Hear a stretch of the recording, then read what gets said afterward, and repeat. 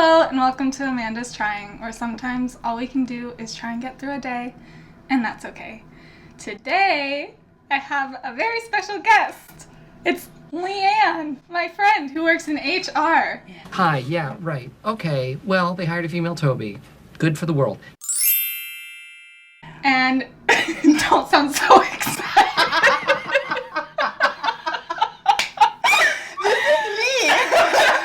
You asked me to be here. No, she begged to be on the internet. She just loves this idea so much. She's here to answer questions about returning to work after you have been out of the workforce for a little bit because of an injury or a disability. I'm trying really hard, I promise. But all that I could do today was cuddle my dog and cry. How long have you had the position as an HR generalist? 3 years in September. Okay.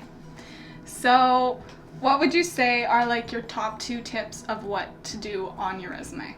On your resume, first of all, put whatever work experience you have. Even if it's not exactly related to what you're applying for, it still shows the interviewer that you've actually worked somewhere. So like if you're applying for maybe an office position, but you do have like retail, it still shows me that you have a job, and there will be some transferable skills through that. Secondly, I would recommend not putting dates of your high school, for example, or even your university. They may ask when you graduated, but what it does is it instantly ages you. So if they're looking for someone a little bit older, they might see, oh, they've only been out for like 2 years, and they might not actually want to interview you, even though they shouldn't base it on that. So showing it on there is good because they're at least aware that you have it, but you don't need to put the... What are the top 2 things that you would say to avoid doing on your resume? Objectives used to be a big one. Objectives like saying, oh, I'm looking for a job in retail. Like, we know that. Oh. If you're applying for the job, we know you need a job. Like, so having that isn't really a norm anymore. What I would recommend is putting like skills or maybe a quick summary of your experiences at the top. Mm-hmm. The other thing I would say is, some people do it, I'm going to say the pictures. It used to be a thing. People used to put their pictures on. Don't put your pictures on. It's not a norm anymore. Yeah. It ages you. It kind of throws people off, and some people might look at it and make a judgment that they shouldn't just based on your picture. So I would say don't do that. Yeah. Also, preface that we live in Canada. Lena works in Canada, so some of these things might not be transferable to different countries, so like take everything with a grain of salt, because there are countries where putting the picture on resumes Is a norm. Just Just not here. not in Canada. Yeah. This is something that I'm curious about. What do jobs think when they see that there are gaps in resumes? Honestly, it kind of depends on the person interviewing. Like when I work in manufacturing, so when I see a gap, I'm usually just, like, hey, what were you doing in between? If they say something kind of like, oh, I didn't feel like working, that doesn't really encourage me, but life happens, things happen, like, that's okay. As long as if they're straightforward, it doesn't really matter. If they're kind of dancing around the subject, it makes me concerned that there's something going on. Yeah. Whether something happened they don't want to talk about, which is fine, or something that they don't want me to know about, like, maybe they, I don't know, something bad had happened that was kind of on them, or, sometimes they've just moved, or they were like a stay-at-home parent or something like that. That's totally fine. I'm just curious what's going on, right? Is it pretty common to see gaps on resumes? Yeah, like, yes and no. In my area, because I get a lot of like new immigrants, a lot of it's because they were waiting on work permits, or they were moving, or that kind of thing. It really depends. Some people really don't like seeing it, but it shouldn't matter, because as long as you're willing to come in and do the work, then it shouldn't be a big deal.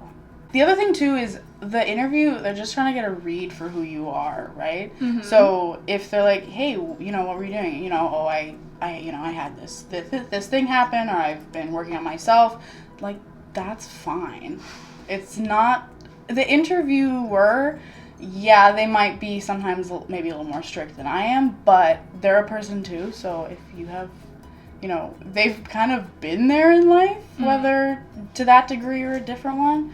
So it's not like they see, oh, you haven't been working for 2 or whatever years. Oh, they're instantly done. It's not really like that. They just kind of want to know if you're instantly going to give them a red flag. Like, I don't feel like working, Right. So. Okay. It's okay. Don't forget. It's okay. You guys. So you kind of answered this, but What?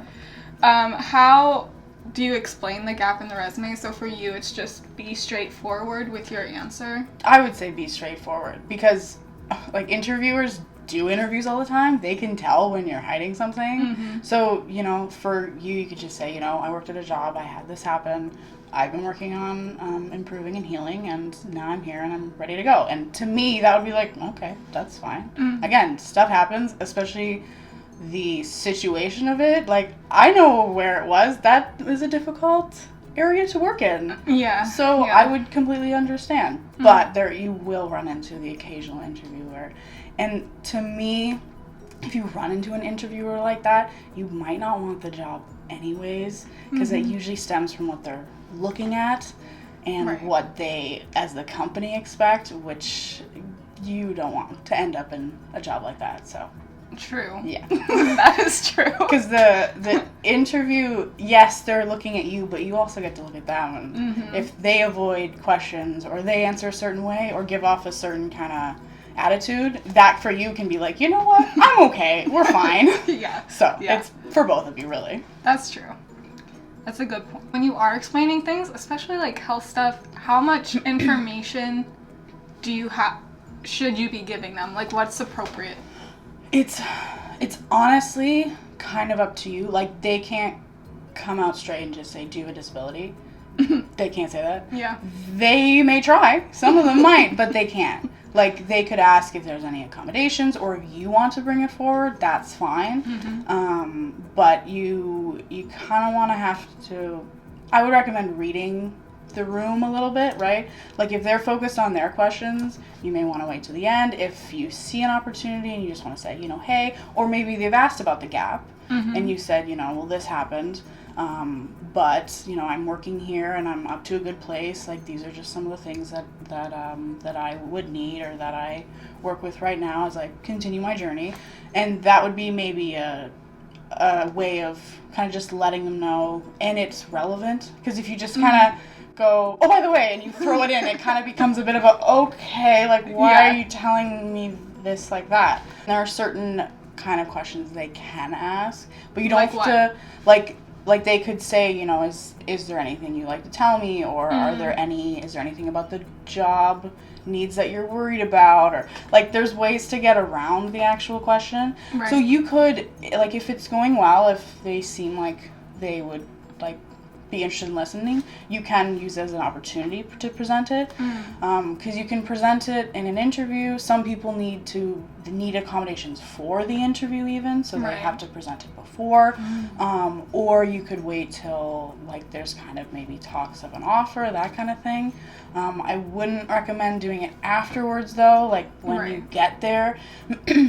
Especially depending what it is, because usually there's parameters of which they expect, and they've given you an offer, and they don't have any other expectations. So if you drop it on them once they've hired you, it can kind of become a little bit difficult, especially depending on what the accommodations are. Like, if there's something that they have to change within their organization, or the building even, or anything like that, to not provide them a heads up isn't quite fair, right?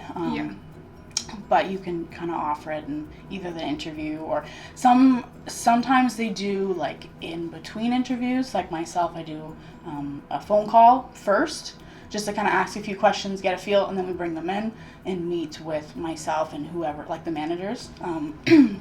So again, you could offer it in kind of the pre-interview and the full interview, or maybe at the offer point, but it kind of depends, right, on what you're working with and what you're comfortable with. You kind of mentioned it while answering the other one. Like, at what point in the process do you discuss accessibility? You were saying it's really up to you and, like, reading the room. Well, but I'm pretty sure I've had people in almost every interview ask me, like, do you have any accommodations that you need?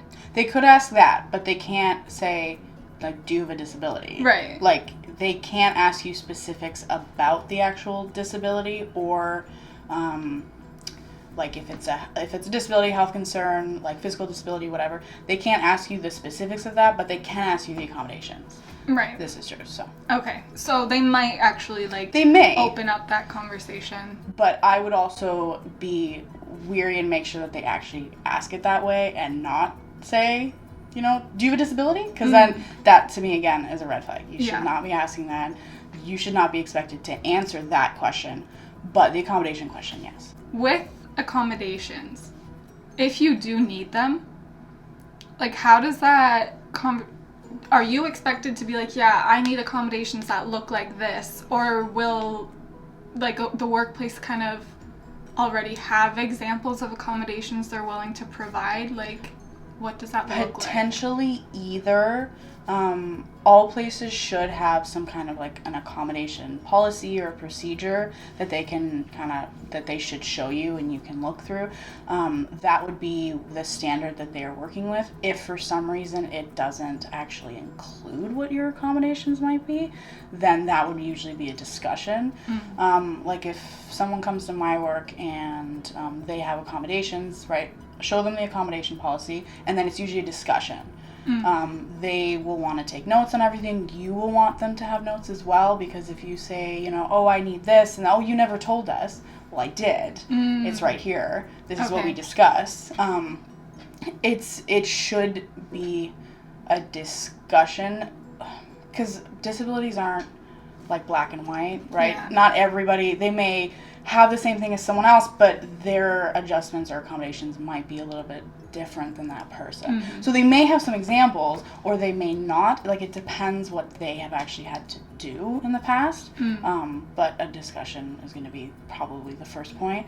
Now, again, depending when you've brought it up, it may go a little bit differently. Like, if in an interview they're not going to pull out the policy form and go, here you go, right? Right. But if it's, you know, if you've let them know, they may, when they've made the offer, say, hey, this is our policy, like, what would you need in order to accept the offer so we can accommodate you? So then they might kind of do that. Okay, so what I'm hearing is you should come with already some ideas of, like, what you would need in the job. Yeah. Okay. Especially because, like, depending on the job, you know, maybe if you need, you know, breaks, or you need, you know, not a lot of heavy lifting or something, like, you want to make sure that you're still able to do the job. Like, they have to accommodate you, but if it's something that it's completely out of your ability, like, you don't want to have to put yourself through that too, right? Because they'll accommodate as much as is needed, but at the end of the day, you want to make sure that you're actually able to do the job, and, like, you don't hate it every day. So, yeah. You know? Yeah.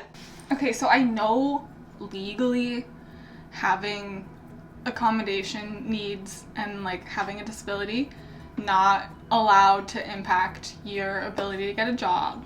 But tell me realistically, don't mind my little spiral.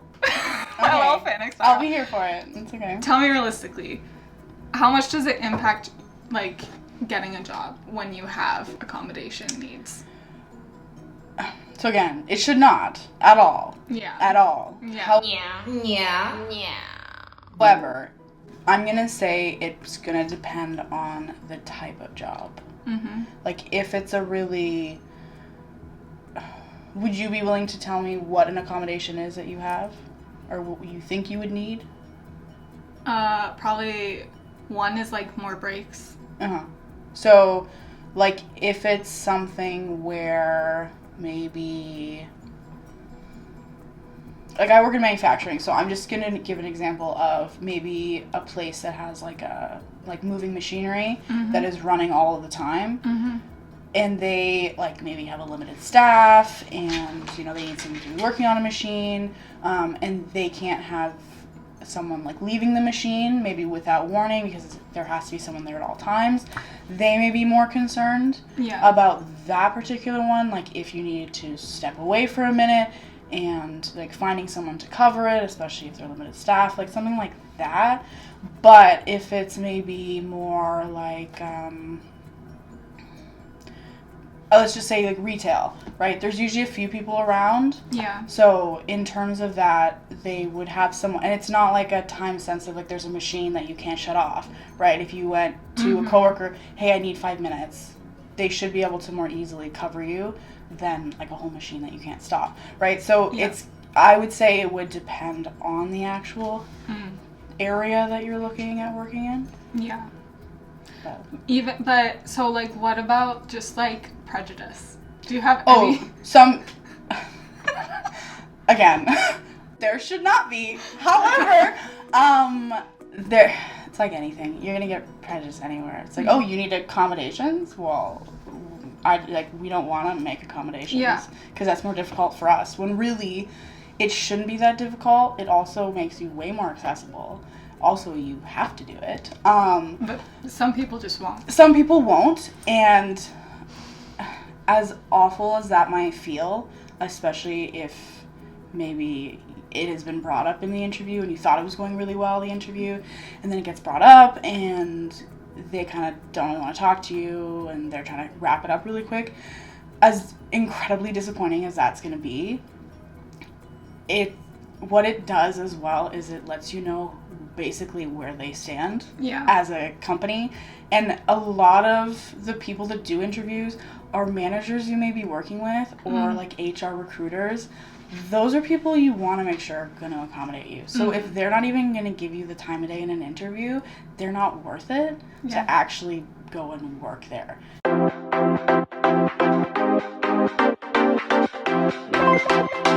And it's gonna suck, and it's gonna be so awful and disappointing and frustrating.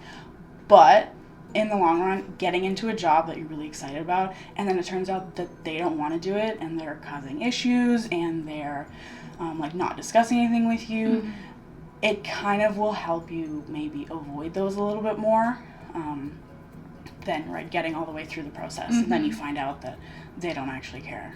Yes, that's actually a good perspective to have, rather than just like the world hates me and I'm a failure. And you will feel like that, and that's okay. But like when I do interviews, like sometimes I meet someone and they're great and they're wonderful, but they're not the right fit. They don't have the experience that we need, or maybe I can tell they're not really going to work with the team.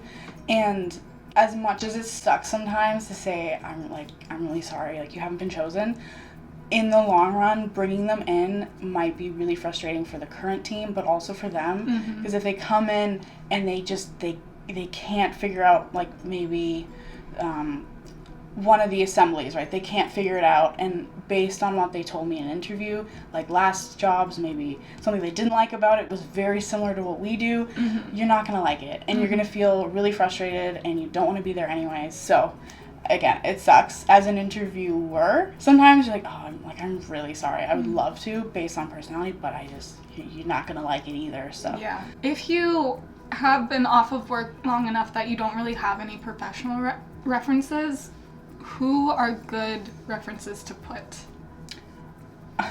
I would say if you volunteered anywhere, that's always a good one, right? Even if it's not a professional workspace, it's still you being a part of something. Even if it's something that you do like really small, like maybe, once every 2 weeks, or it's only for like a few hours, once a month. Even if it's small, if there's someone that you have worked with who is comfortable doing that, I would say that's a good one. And if you don't have that, people always joke about giving it to their friends and getting their friends to like pretend. I would not recommend that, as fun as that might be, because they usually will go overboard and you can tell that it's not actually someone they've worked with professionally. So don't do that. If there's like an organization or something that you've been a part of that maybe has seen you in a more like social kind of setting, Do you know what I mean? Like a social club? Yeah. Like, instead of just someone who, like me, who comes and hangs out with you, right?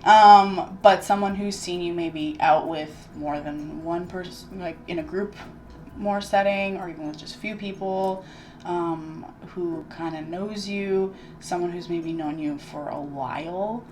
Like, even if it's someone who, like, knew you before, but you haven't worked with in a while, but also make sure that they're comfortable doing it, because you don't want to ask someone and then they go, oh yeah, like that's fine, but they don't actually feel like they are comfortable talking about you, because the person calling is gonna know. Yeah. Like, when you ask a question, you know, oh, like, what's the strength, and they, oh, well, or they, you know, give something really generic that's like, okay, but you're not really telling me what the person's actually like, right?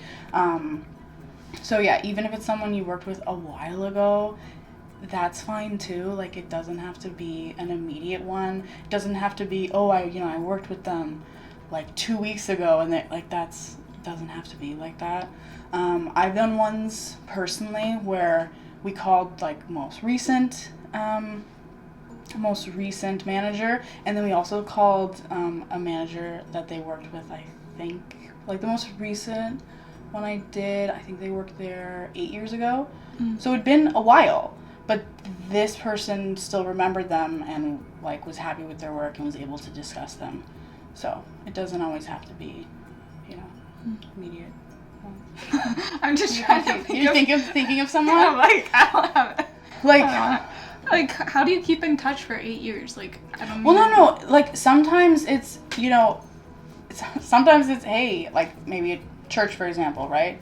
They maybe have seen you in a more professional setting, like a youth group, or even something where you weren't doing something professional, you were just in a group setting, because part of it is they will have seen how you treated the other people in that group, right? So it's, even if it's, hey, you know, we used to do this 3-4 years ago, they may still remember, they may still be comfortable talking about you. Yes? I don't talk to enough people to be able to do. I hate trying to figure out references. Well, the other thing too, okay, in terms of references, is they're not the norm like they used to be. Like, they used to be, okay, you need to call 2 to 3 references, we need them all called. It's not really the norm. Like, we call, when I do, like, salary office positions, we've called once or twice, but we don't call for all of them. It's, for at least for me, like our production hourly roles, we don't call references. For our salary office ones, we call if either they seem like really, really good, and we're like, okay, is there something maybe we'll call, or if we like them but we're not 100% sure, or if we have more than one candidate and we're trying to compare, but we've already done all the interviews, sometimes we will do that. So it used to be the norm everywhere for everything. It still happens, but it's not like it used to be. Okay. But I would still, and it used to be have like 3 to 5. It's like, it's like 2 to 3 max right now. And the likelihood of them calling all 3 is not super high. Again, still should have a few hanging around in your back pocket, but it's not like before. Last question. Almost last question. Kind of last question. Yeah, okay. Is just, do you have any other tips or things that you would want people to know who are looking for a job? Don't be afraid to just apply to quite a few. Now, don't be afraid to apply to something that maybe you don't have really close experience in, but I wouldn't say apply to a company for a certain department, but you really don't want that department. Because, like, some people, you know, hey, I'm going to apply to this position, but I really have no interest in it. I want this one. We get it. We can sometimes tell based on your resume that you don't actually want that. Sometimes in the interview process we can tell, and what it does is it kind of the likelihood of you getting chosen is not very high, but sometimes we'll remember that. Mm-hmm. Like for myself, I was hiring for a purchasing role, and I kept getting a lot of resumes for and they only had engineering experience, and I was like, you do not want the purchasing role. You want the engineer job. Like, please do not waste my time when I can very clearly tell you do not have any purchasing experience. You do not actually want that. You want engineering. That I would say. I'd also say get someone to proofread your resume. Because the amount of ones that I get, and they're like, oh, attention to detail, I'm really good at, and then I read it, and there's so many spelling mistakes. Don't do that. Can I just give a list? We'll just go through. One thing I also see is, you're gonna laugh at this. Make sure if you know the person's name who has posted, please make sure you put their name correctly. It happens, people mess up. But when I have emailed you as, hey, I'm interested in an interview, and my name is in my signature and you spell it wrong, if you don't know how to pronounce it, that's fine. But if you spell it wrong and you have great attention to detail on your resume, doesn't fill me with confidence. Get it right, it's Leanne. Yes, exactly. The other thing is, in interviews, it always freaks people out, like in the whole interview process. Oh. That's fine. Like, that's totally reasonable to be really, really nervous. But I would say, look through some general questions you might be asked. Kind of have some ideas in your head. Watch this video. That too, yay! But you also have to realize that they will probably surprise you with a few questions. And that's okay, because part of what it does is it actually shows them a little bit more of who you are. And at the end of the day, that's usually what they're looking for. Because a lot of jobs too, like, they can train you on anything. It's the personality that they're trying to get, especially for roles where you work in a team. Like, they're not going to bring someone in who will not fit at all with the team because you already have an established team. So it's okay if you don't have an answer right off the top of your head. That shows me that you're actually thinking about it, and you're not just spitting answers you found on the internet. It kind of shows me that that's you. So those would be some of them. Those are good. Thank you. Okay, the question that she's just been so excited to answer. Normally, I give you guys a song recommendation because that's what I do on this channel. But Lynn is difficult and she just loves to be annoying. And so she acts like she's never heard music ever before in her life and cannot give a song recommendation. So go ahead and say what it is that brings you comfort. It's the show Brooklyn Nine-Nine. I told you it wouldn't surprise you. Yeah. It makes me happy, It has good relationships. It's funny. It's serious sometimes, but not so serious that, I want to avoid it. It's a good show. Do you have a favorite episode or a favorite character? I really love Captain Holt. Because he's hilarious, but he's also a big softie, whether he admits it or not. So. Okay. So, if you guys need a comfort show, Yeah. watch The Office, but also Brooklyn Nine-Nine. The Office. Oh, I should say. Oh, is there an ending? Oh. No, well, not yet, because, okay. Anyways, thanks for watching. See you guys next time. Does anyone have a few words they'd like to say? Up, no one say anything. I want him to say stuff. Speech for Jake. Speech for Jake, go. Very well. Your 6-month absence was noted. Yes. Drinks are on me. There's a 2-drink maximum per person. Here he goes. It is non-transferable. Your guests will pay their own tab. Oh, yeah. Valet parking is not included. Solid protocol. Tomorrow's briefing will be 15 minutes earlier than usual. Oh, he's so bad at it. And I'm very proud of you, Peralta. We missed you. You ruined it.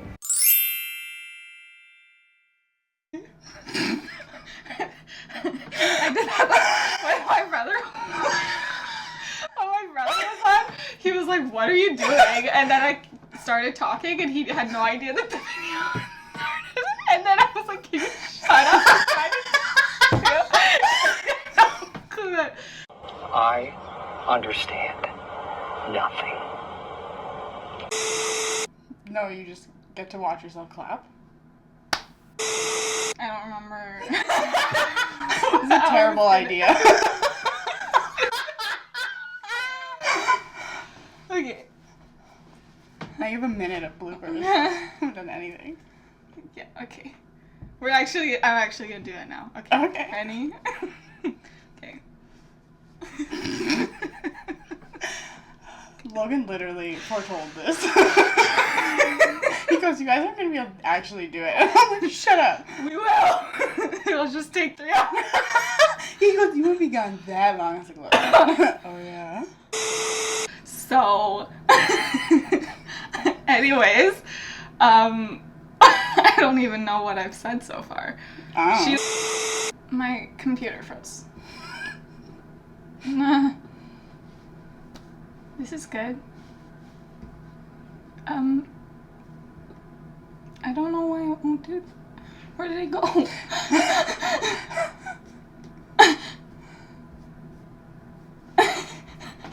Leanne, I've lost all of my what? all of my notes. All of my questions. You just had them up. I know, why did they go here? I don't know. Oh my gosh. It's oh my gosh. Okay. So how long? Yeah. I was just asking. was like, oh my gosh, I'm talking. No talking without. What? Up in a car, I think you'd judge me slightly. Oh my gosh. Yeah. Oh no, you're filming? I did not know.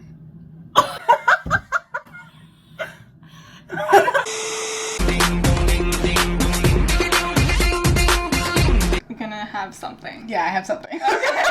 When did this start? Okay, anyways. See?